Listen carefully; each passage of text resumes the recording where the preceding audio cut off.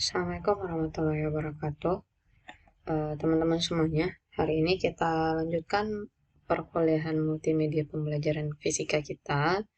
Setelah minggu kemarin kita belajar tentang prinsip-prinsip multimedia pembelajaran, hari ini kita lanjutkan membahas tentang multimedia pembelajaran interaktif. Adapun capaian pembelajaran kita yaitu mahasiswa mampu menjelaskan pengertian, komponen, dan level interaktivitas multimedia pembelajaran interaktif, serta menganalisis strategi penyajian multimedia pembelajaran interaktif, serta kaitannya dengan peningkatan motivasi secara mandiri. Dengan indikator yang pertama, menjelaskan pengertian multimedia pembelajaran interaktif, yang kedua, menyebutkan dan menjelaskan komponen multimedia pembelajaran interaktif, yang ketiga menjelaskan level interaktivitas multimedia pembelajaran interaktif, yang keempat menganalisis strategi penyajian multimedia pembelajaran interaktif dan kaitannya dengan peningkatan motivasi nantinya. Tapi yang akan kita bahas hari ini yaitu menjelaskan pengertian MPI, kemudian menyebutkan dan menjelaskan komponen MPI, serta menjelaskan level interaktivitas MPI nantinya. Pertama kita bahas dulu tentang pengertian MPI. Ini nanti kedepannya multimedia pembelajaran interaktif ini akan saya singkat aja istilahnya dengan MPI ya, biar hemat kata-katanya gitu. Pengertian MPI ini yaitu suatu program pembelajaran yang berisi kombinasi teks, gambar, grafik, suara, video, animasi, simulasi secara terpadu dan sinergis dengan bantuan perangkat komputer atau sejenisnya untuk mencapai tujuan pembelajaran tertentu di mana pengguna dapat secara aktif berinteraksi dengan program. Di sini, 3 hal pokok atau kata kunci dalam MPI tersebut adalah yang pertama multimedia, kemudian pembelajaran, dan yang terakhir yaitu interaktif. Jadi, ketiga hal pokok tersebut harus ada di dalam MPI, di mana dalam hal multimedia tentu saja tidak harus yang namanya multimedia, tentu saja tidak semuanya harus, tidak semua teks, gambar, grafik, suara, video, animasi, dan simulasi ini harus ada, enggak. Mungkin nanti boleh ada beberapa gabungan, misalnya teks, gambar, dan grafik, atau teks, gambar, dan suara, atau gambar, suara, video. Tidak harus semuanya. Kemudian dalam hal pembelajaran, multimedia pembelajaran interaktif itu harus berisi materi pembelajaran dengan cakupan, keluasan, dan kedalaman tertentu yang sesuai dengan tujuan yang ingin dicapai. Oleh karena itu, dalam MPI tujuan harus disampaikan dengan jelas. Jadi materinya harus disajikan melalui kombinasi multimedia dan ada upaya untuk mengetahui tingkat pencapaian hasil belajar, misalnya dalam bentuk soal atau kuis nantinya. Kemudian, dalam hal interaktif, maka MPI ini harus mempunyai fitur yang memungkinkan pengguna dapat terlibat secara aktif untuk berinteraksi dengan program. Nah, ciri utama dari MPI itu yaitu pengguna MPI harus dapat mengontrol dan berinteraksi secara dinamis. Jadi berbeda dengan istilah interaktif yang diberlakukan antara dua orang di mana masing-masing dapat saling memberi pengaruh untuk berinteraksi. Dalam MPI ini kita melibatkan manusia dan komputer atau non-manusia. Maka interaksi selalu diawali oleh manusia sebagai pengguna yang memberi aksi dan komputer nantinya yang memberi reaksi. Misalnya, pengguna menekan tombol, menggerakkan kursor seperti ini, atau menggeser objek, atau melakukan drag atau drag drop, kemudian menulis melalui keyboard, berbicara melalui mic, dan semua tindakan aksi yang diberikan oleh manusia itu dapat mengawali untuk berinteraksi dengan MPI-nya. Nanti sebagai adanya akibat aksi dari manusia tersebut, maka MPI itu akan memberikan reaksi seperti menampilkan gambar, memutar video, menjalankan animasi, menampilkan tulisan, dan memberikan efek suara. Misalnya kalau kita misalnya kita mengklik gambar, nanti si multimedianya menampilkan gambar. Atau kita menekan play untuk video, nanti dia akan memutar video. Itulah interaksi antara manusia dan komputer nantinya. Selanjutnya kita bahas tentang level interaktivitas. Level interaktivitas ini menunjukkan seberapa aktif pengguna dalam berinteraksi dengan program multimedia pembelajaran tersebut. Nah, di mana tingkatan interaktivitas dalam MPI itu dapat diidentifikasikan sebagai berikut. Jadi ada beberapa buah tingkat level interaktivitasnya. Yang pertama, teman-teman pasti tidak asing lagi dengan simbol seperti ini atau dengan gambar seperti ini. Ini merupakan navigasi video atau audio. Jadi, navigasi video atau audio ini merupakan seperangkat tombol yang berfungsi untuk mengontrol jalannya video atau audio nantinya. Jadi nanti siswa dapat berinteraksi melalui tombol ini agar dapat memainkan atau mematikan video atau audio yang ada di dalam MPI tersebut. Kemudian level interaktivitas dari navigasi video atau audio ini termasuk dalam kategori yang rendah. Selanjutnya, teman-teman juga pasti tidak asing dengan gambar ini, ada back, next. Nah, ini merupakan navigasi halaman. Jadi, navigasi halaman ini merupakan seperangkat tombol yang berfungsi untuk mengeksplor halaman MPI, maju satu halaman, atau mundur satu halaman, atau menuju halaman lain yang diinginkan. Jadi, di sini siswa dapat berinteraksi melalui tombol ini untuk membuka halaman-halaman yang ada di dalam MPI-nya. Level interaktivitas dari navigasi halaman ini termasuk dalam kategori yang lebih tinggi daripada navigasi video atau audio.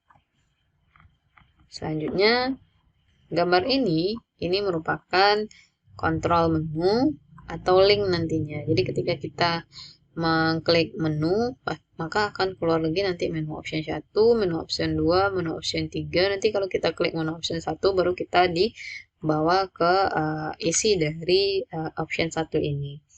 Jadi, kontrol menu link ini merupakan objek yang berupa teks, gambar, atau ikon yang diberi properti hyperlink, sehingga apabila objek tersebut diklik, maka MPI akan menampilkan halaman atau objek lain yang diinginkan.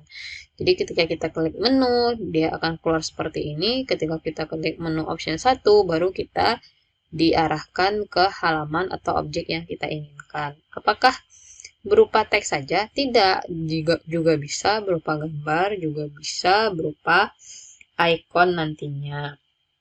Kemudian, kontrol ini biasanya digunakan untuk membuat menu atau link. Dan level interaktivitasnya sama dengan level navigasi halaman tadi. Akan tetapi, kontrol ini lebih fleksibel dan variasi objek yang ditampilkan lebih banyak. Misalnya pop-up, animasi, dan lain-lainnya. Selanjutnya, kontrol animasi. Kontrol animasi ini adalah seperangkat tombol untuk mengatur jalannya sebuah animasi nantinya yang kita tampilkan dalam MPI. Fungsi tombol ini bisa dibuat sesuai dengan kebutuhan jenis animasi yang akan kita atur. Jadi nanti kontrol animasi ini bisa lebih kompleks dari sekedar tombol play dan stop seperti pada navigasi video. Jadi kalau di navigasi video itu hanya tombol play dan stop aja. Kalau di kontrol animasi dia juga bisa ditambahkan beberapa lagi. Contohnya di sini ada play dan stop, kemudian ada next, ada back, dan atau yang lain-lainnya nantinya. Kemudian hypermap. Hypermap ini menunjuk pada sekumpulan hyperlink yang berupa area yang membentuk suatu area lebih besar. Sehingga apabila hyperlink tersebut diklik atau dilintasi oleh pointer mouse, maka akan ditampilkan secara pop-up deskripsi dari area tertentu. Penerapan hypermap ini sangat banyak dalam MPI karena sangat efisien dalam menyajikan sebuah informasi. Contohnya ini nih, Peta Indonesia ini dimana bila mouse kita arahkan ke provinsi tertentu, maka akan tampil pop-up deskripsi tentang provinsi tersebut. Nah, ini contohnya, jika mouse-nya diarahkan ke sini, maka akan keluar penjelasan dari provinsi Kalimantan. Jadi nanti kalau kita klik di sini nanti juga akan keluar lagi penjelasan dari daerah tersebut. Nah, itu yang disebut dengan hypermap, yaitu menunjuk pada sekumpulan hyperlink yang berupa area yang membentuk suatu area lebih besar. Hypermap ini nanti sangat efisien kalau kita ingin menyajikan informasi dalam skala yang lebih besar nantinya. Selanjutnya, respon dan feedback. Respon dan feedback ini merupakan mekanisme aksi reaksi dari suatu program yang interaktif. Jadi nanti ketika siswa memberikan respon karena adanya permintaan dari program, dan nanti setelah siswa memberikan respon, si programnya juga memberikan umpan balik atau feedback yang sesuai. Di mana respon feedback ini biasanya diterapkan dalam pembuatan kuis interaktif nantinya. Misal, ketika siswanya menjawab, kalau siswanya salah dia bilang salah, kalau siswanya betul nanti dia bilang betul, dan segala macamnya. Dan ini juga termasuk interaktivitas tingkat tinggi. Selanjutnya, drag and drop. Drag and drop ini juga termasuk level interaktivitas tingkat tinggi, di mana drag and drop ini adalah aktivitas memindahkan suatu objek dari satu tempat ke tempat lain dalam layar. Jadi nanti cara melakukan drag and drop ini dengan menggunakan mouse, dan kita memilih suatu objek dengan mengklik mouse tersebut sambil tombol mouse itu tetap dipertahankan atau klik tahan nantinya, dan kemudian baru kita pindahkan ke objek yang baru. Setelah itu, setelah kita pindahkan, baru kita lepas tombol mouse-nya. Nah, drag and drop ini sangat baik digunakan untuk meningkatkan keterlibatan siswa dalam MPI, sehingga siswanya menjadi semakin termotivasi dalam belajar. Kemudian penerapan drag and drop ini bisa juga kita gunakan pada soal tes, atau pada suatu game, atau pada suatu simulasi, dan lain-lainnya nantinya. Kemudian kontrol simulasi. Kontrol simulasi ini juga termasuk level interaktivitas yang tinggi. Berbeda dengan animasi, di mana pengguna hanya melakukan kontrol atas jalannya proses, yaitu play, stop, atau next nantinya. Kalau kontrol simulasi, penggunanya dimungkinkan melakukan interupsi atas jalannya proses. Jadi kalau kontrol simulasi misalnya seperti ini, ada simulasi ini, nanti penggunanya dapat menentukan berapa angka-angkanya yang akan dimasukkan gitu. Ini misalnya nanti sudutnya berapa, kecepatan awalnya berapa, ini bisa diinterupsi oleh si pengguna, dimana nanti pengguna dapat memberikan input sehingga prosesnya bisa berubah gitu. Jadi itu bedanya dengan kontrol animasi. Kalau kontrol animasi, penggunanya hanya melakukan kontrol atas jalan prosesnya. Kalau kontrol simulasi, mereka bisa memberikan input sehingga prosesnya bisa berubah. Dan karena kontrol animasi ini dapat memberikan input sehingga prosesnya berubah, makanya kontrol simulasi ini lebih unggul dalam meningkatkan motivasi belajar siswa biasanya. Nah, ini salah satu contoh dari kontrol simulasi. Next, kontrol game. Nah, kalau kontrol game ini merupakan level interaktivitas yang paling tinggi dan di mana pengguna sangat intensif terlibat dalam aktivitas ketika memainkan game, sehingga MPI yang menggunakan model game ini sangat disukai oleh siswa karena siswa merasa belajar sambil bermain. Nah, ini yang sangat disukai oleh siswa, yaitu mereka belajar tapi bisa sambil bermain. Tapi game yang baik itu tentu saja game yang berisi tentang materi pembelajaran. Selanjutnya kita bahas tentang komponen-komponen MPI. Komponen MPI ini ada 3, yaitu ada pendahuluan, ada isi, ada penutup. Ini adalah hal-hal yang harus ada di dalam multimedia pembelajaran. Kalau di pendahuluan itu biasanya ada title pack, ada menu, ada tujuan pembelajaran, ada petunjuk. Ini yang harus ada di bagian pendahuluan. Sedangkan di bagian isi atau materi itu biasanya harus ada kontrol, interaksi, navigasi, kemudian ada teks, suara, gambar, video, animasi, dan simulasi. Sedangkan di penutup nanti biasanya ada ringkasan, latihan, dan evaluasi. Kita lihat satu-satu. Untuk membuat title pack, biasanya title pack itu harus ditulis dengan jelas, di mana judul atau topik atau materi yang akan dibahas itu harus disajikan. Kemudian disebutkan juga untuk siapa, yaitu kelas berapa, sekolahnya apa. Kemudian disebutkan juga identitas pembuatnya, yaitu namanya siapa, lembaga yang membuat siapa, tahunnya berapa.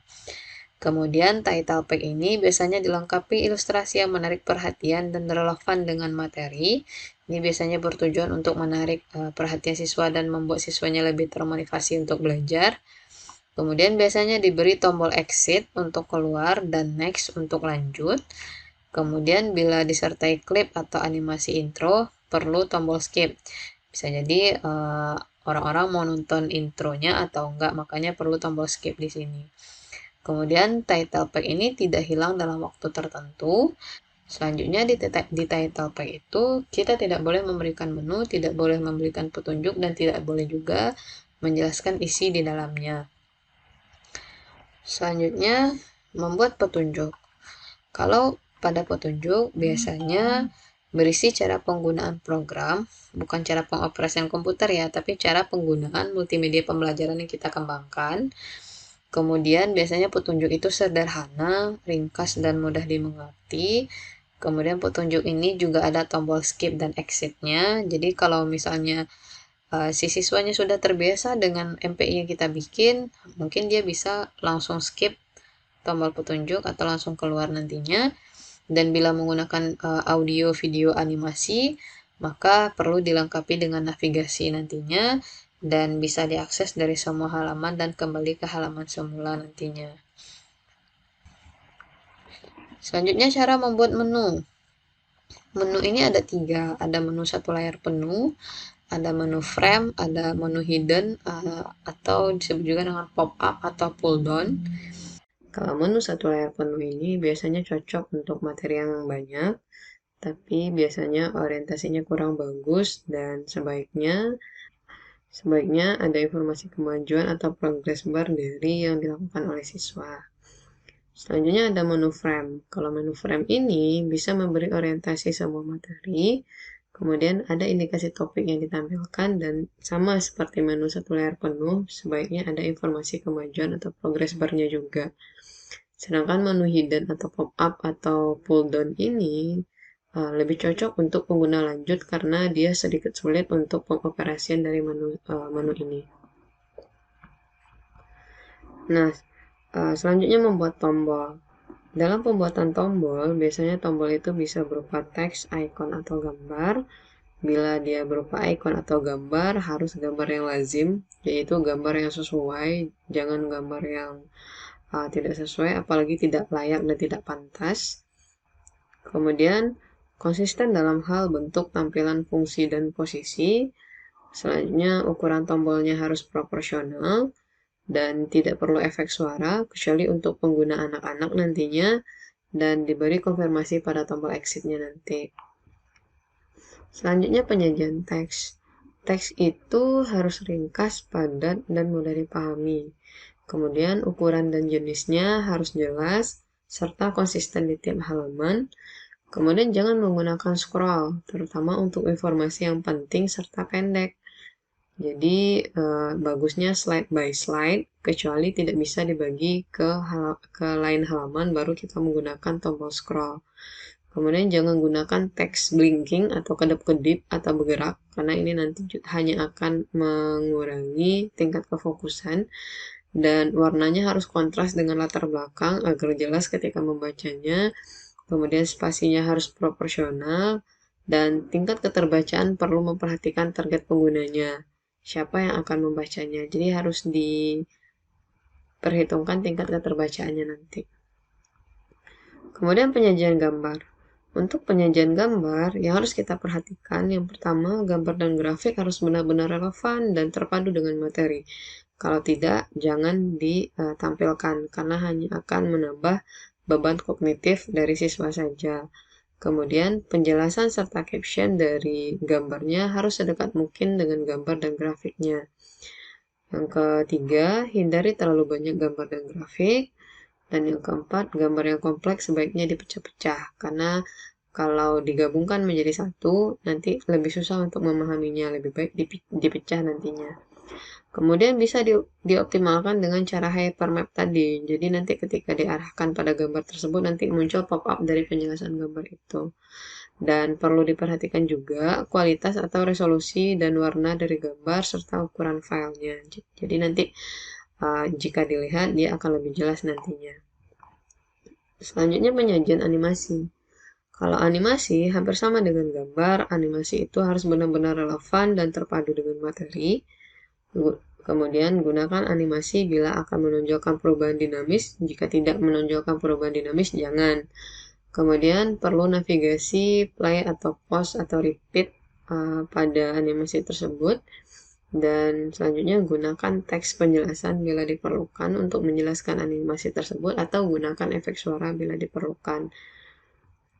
Selanjutnya penyajian suara. Suara itu juga harus benar-benar relevan dan terpadu dengan materi. Kemudian juga berikan kontrol berupa play, pause, atau repeat nantinya. Jadi kalau siswanya kurang paham, mereka bisa mengulang-ulang penjelasan dari suara tersebut. Kemudian suara atau musik latar belakang sebaiknya dihindari, karena ini hanya akan menambah-nambah beban kognitif saja. Kemudian efek suara yang tidak relevan sebaiknya juga dihindari, dan sebaiknya ada tombol on-off untuk suara tersebut, agar siswanya bisa mengontrol kapan dia harus mendengarkan, kapan dia harus berhenti mendengarkan suara tersebut. Dan kualitas suara itu harus baik, harus jelas nantinya. Kalau bisa hindari noise-noise yang tidak penting nantinya. Selanjutnya penyajian video. Untuk video, sama dengan suara, harus benar-benar relevan dan terpadu dengan materi. Kemudian juga berikan kontrol berupa play, pause, dan repeat. Kemudian videonya jangan terlalu panjang. Kalau terlalu panjang nanti bisa-bisa membosankan. Kemudian kualitas videonya harus baik, harus jelas nanti ketika ditonton. Dan tuliskan sumbernya bila videonya diambil dari internet nantinya. Jangan sampai kena copyright nantinya. Dan selanjutnya penyajian simulasi. Simulasi ini juga harus benar-benar relevan dan terpadu dengan materi. Kemudian simulasi ini cocok digunakan untuk menerapkan pengetahuan, problem solving, dan thinking skill. Jadi untuk pemecahan masalah atau proses berpikir tingkat tinggi sangat bagus menggunakan simulasi, karena nanti siswanya bisa memberikan input kepada simulasi tersebut. Kemudian user bisa berinteraksi untuk memanipulasi berbagai aspek dari simulasi. Kemudian interaksi ini bisa melalui mouse click nantinya, atau mouse over, atau mengisi drag drop, atau menekan key, menggeser, dan lain-lainnya. Jadi banyak interaksi yang bisa dilakukan di simulasi tersebut. Kemudian bila kompleks, bila penyajian simulasinya itu kompleks, maka perlu dibuatkan petunjuk pengoperasian dari simulasi tersebut agar memudahkan pengguna nantinya. Selanjutnya penyajian evaluasi. Evaluasi harus mencakup keseluruhan materi dan sinkron dengan tujuan pembelajaran. Jangan tujuan pembelajarannya A, evaluasi yang diberikan B. Jadi nanti kita tidak dapat mengukur apakah tujuan pembelajaran tercapai atau tidak. Kemudian contoh soal atau latihannya perlu diberi pembahasan atau perlu diberi cara penyelesaiannya nantinya. Kemudian feedbacknya harus positif, yaitu memberikan penguatan yang positif, yaitu sesuai dengan respon pengguna, dan tidak boleh menggunakan kata-kata yang vulgar nantinya, atau menggunakan gambar yang vulgar juga. Dan selanjutnya jenis soalnya dibuat bervariasi, bisa pilihan ganda, isian, menjodohkan, drop, dan lain-lainnya. Ini nanti menyesuaikan dengan materinya ya. Nah, selanjutnya bila respon salah, maka jawaban betul dan penjelasannya harus diberikan dengan soal yang masih kelihatan. Jadi nanti siswanya bisa melihat pembahasan, tapi soalnya juga masih bisa dilihat. Karena kalau antara soal dan pembahasannya beda lagi, nanti itu hanya akan menambah beban kognitif aja nantinya. Yang terakhir, penyajian penutup. Di penutup, hal yang harus ada yaitu berikan ringkasan tiap topik atau pokok bahasan, kemudian ada glosary atau daftar kata atau istilah sulit dan artinya, kemudian ada biodata pembuatnya, kemudian daftar acuan atau sumber yang dipakai atau daftar pustakanya nanti, dan akan lebih baik bila hasil dan progres bisa disimpan nantinya. Sekian penjelasan tentang multimedia pembelajaran interaktif. Kita lanjutkan dengan sesi diskusi.